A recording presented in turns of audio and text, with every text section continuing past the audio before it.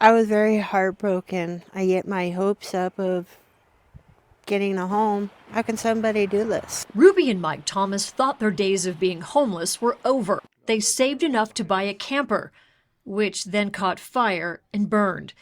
So Mike turned to Facebook Marketplace. I posted that my wife and I are homeless and we're looking for a place to rent. Someone claiming to be a local realtor sent him a message saying she could help. $1,600 a month.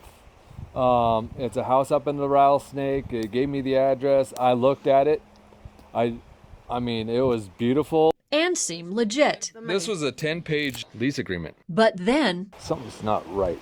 She's talking to me at 4 o'clock in the morning. Real estates aren't open at 4 o'clock in the morning. And when they went to see the house, of course, it was not for rent. You just totally scammed us, and we are not happy. And the $2,400 they sent through Zelle, gone. They had obviously already had access to my online banking.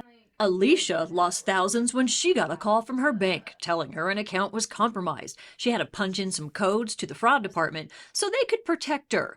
Well, they called while she was busy, distracted at work, but then they said the words, wire transfer. Now you have my undivided attention, and I'm panicked and I'm worried.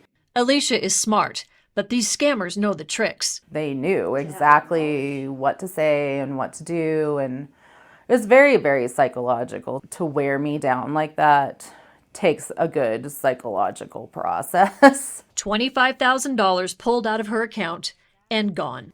We have long cons and short cons. That's Missoula County Detective Glenville Keady, and these are the crimes he goes after. Last year, just me alone, I investigated $1.7 million in fraud in Missoula County. That is the devastation factor. The concerning thing is that these scammers can reach out through a phone call, through a text, through an email, through a website you frequent. But there's one universal goal. Some of these they're working out of boiler rooms in India, where this is their job, is to call people and convince you that they deserve your money more than you do. Then how do we defend ourselves against savvy scammers? The best way to prevent this is to think it through. Verify everything yourself. People think the number that appears on their phone, that's some sort of sacrosanct information. Any number can be spoofed.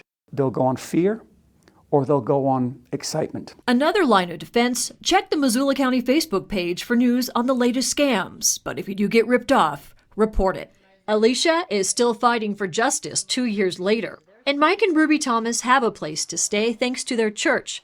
They're trying to stay strong. Even though we lost $2,400, it's a trial, but it's also a testament that we're still pressing on.